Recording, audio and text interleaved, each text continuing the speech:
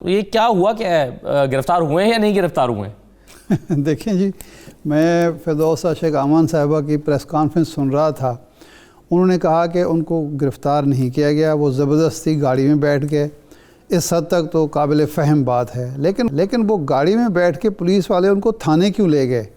یہ ایک ناقابل فہم بات ہے کہ ایک شخص جو زبردستی پولیس کی گاڑی میں بیٹھتا ہے، بیٹھنے کی کوشش کرتا ہے، اس کو اتار دینا چاہیے. اس کو آپ تھانے لے جاتے ہیں، خبر چل جاتی ہے، کافی دیر تک ٹی وی پر شور مچتا رہتا ہے، بیانات آ جاتے ہیں اس میں بخاری صاحبہ کے بھی اور مریم اورنگزیب صاحبہ کی، اور اس کے بعد آپ کہتے ہیں کہ ہم تو گرفتار ہی نہیں کیا ہے. اور اس سے پہلے چلنا شروع ہو جاتا ہے چینلز پہ کہ جو ان کو رہا کیا جا رہا ہے. تو میرا خیال ہے اگر یہ ڈرامہ بھی ہے جس طرح ڈاکٹر فردوس عاشق امان صاحبہ کہہ رہی ہیں، تو یہ قابل داد ڈرامہ ہے کہ جو توجہ مبذول کرانی تھی میڈیا کی، لوگوں کی، کہ دیکھیں یہ حکومت بدحواس ہو چکی ہے، ہمیں کمپین نہیں کرنے دی جا رہی، تو اس میں وہ خاصی حد تک کامیاب رہی ہیں. ویسے بھی وہ کہتے ہیں کہ جو مکہ جنگ کے بعد یاد آئے اپنے ناک پر مارنا چاہیے. تحریک انصاف کی حکومت کو، پنجاب حکومت کو یہ سوچنا پڑے گا کہ پولیس کیا ان کی گرفت میں نہیں ہے. کوئی مخالف جو ہے وہ ڈرامہ کرنا چاہتا ہے اور وہ ڈرامے میں کامیاب ہو جاتا ہے تو کہیں نہ کہیں ملی بھگت ہو سکتی ہے. ایک پہلو یہ ہے، یا ان کو بہت بعد میں پتہ چلتا ہے، ان کو پتہ ہی نہیں چل پا رہا ہوتا کہ جی ہو کیا رہا ہے برسر میدان. تو اور جہاں تک ان کا تعلق ہے مسلم لیگ نون کا، تو یہ تو ان کو کہتے ہیں کہ یہ رنگ باز ہیں، شو باز ہیں، وہ تو کریں گے. اپوزیشن کی تو کوشش ہوتی ہے کہ وہ کسی نہ کسی طرح سے عوام کی توجہ مبذول کرائے، میڈیا کو حکومت کے خلاف استعمال کرے، لوگوں کو یہ تاثر دے کہ حکومت بدحواس ہو چکی ہے. تو اس ساری منصوبہ بندی کو یا رنگ بازی کو یا شو بازی کو ناکام کرنا حکومت کی ذمہ داری ہے، نہ یہ کہ وہ بھی اپوزیشن کا فرض ہے. اگر اطہر صاحب گاڑی میں بیٹھ گئے تھے تو ان کو اتار دیتے. تھانے لے گئے ہیں، کافی دیر تک خبریں چلتی رہی ہیں، اس کے بعد رہائی عمل میں آتی ہے. تو میرا خیال یہ ہے کہ ہم مان لیتے ہیں کہ حکومت کا موقف درست ہے، لیکن حکومت کو اپنی صفوں میں، اپنی انتظامیہ میں، پولیس میں جو ہے وہ جائزہ لینا چاہیے، دیکھنا چاہیے کہ کہاں کہاں ہمیں ناکام کرنے کی یا ہمیں لوگوں کی نظروں میں گرانے کی کوششیں ہو رہی ہیں، کیونکہ یہ امپورٹنٹ الیکشن ہے. خود حکومت کے ذمہ داران یہ تسلیم کرتے ہیں کہ ایک تو زارِ شاہ جو افتخار الحسن شاہ صاحب تھے، وہ ایک بڑے خاندان سے، سید فیض الحسن شاہ صاحب کا نام ہے، اس خاندان سے تعلق تھا. یہ خاتون جو ہیں یہ خاتون بھی ہیں اور سید زادی بھی ہیں، اور بڑے ایک شخص جو کئی دفعہ MNA بن چکا اس کی صاحبزادی بھی ہیں. تو وہاں اگر آپ کمپین چلا رہے ہیں تو آپ کو ہر پہلو دیکھنا پڑے گا.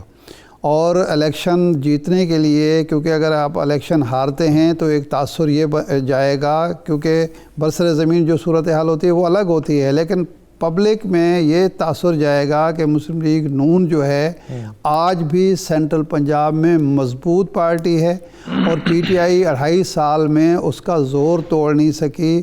ضمنی الیکشن میں عموماً حکومت کا امیدوار کامیاب ہوتا ہے. ضمنی الیکشن میں اگر اپوزیشن کامیاب ہو تو یہ اپوزیشن کی بڑی کامیابی سمجھی جاتی ہے. تو اس لیے یہ الیکشن اہم ہے، اور اہم الیکشن میں کوئی اگر ڈرامہ بھی کامیاب ہوتا ہے تو یہ بھی حکومت کے بالکل صحیح ہے. لیکن ایک ایسی صورت میں اوریہ صاحب کہ جب اگر فرض کریں کسی ایک شخص کو اسلحہ رکھنے پر گرفتار کیا جا رہا ہو اور دوسرا شخص کہے کہ اگر تم اس کو گرفتار کرو گے تو پھر میں بھی گرفتار ہی دوں گا اور مجھے بھی لے جاؤ، میں بھی پھر گاڑی میں بیٹھوں گا، ایسے میں کار سرکار میں مداخلت اس کو کہیں گے؟ اور کیا اس کو گرفتار کرنا چاہیے یا نہیں، زبردستی گاڑی سے اتار دینا چاہیے کہ تم جو ہے وہ پولیٹیکل سٹنٹ کھیل رہے ہو اور تم ایسا کر کے میڈیا کی توجہ حاصل کرنا چاہتے ہو، تمہیں ہم نہیں لے کر جائیں گے؟ کیا انتظامیہ کا اس وقت فیصلہ کیا ہونا چاہیے؟ دیکھیں، پنجاب کی جو حکومت ہے نا وہ اربن پالیٹکس سے بالکل ناشنا ہے اس وقت.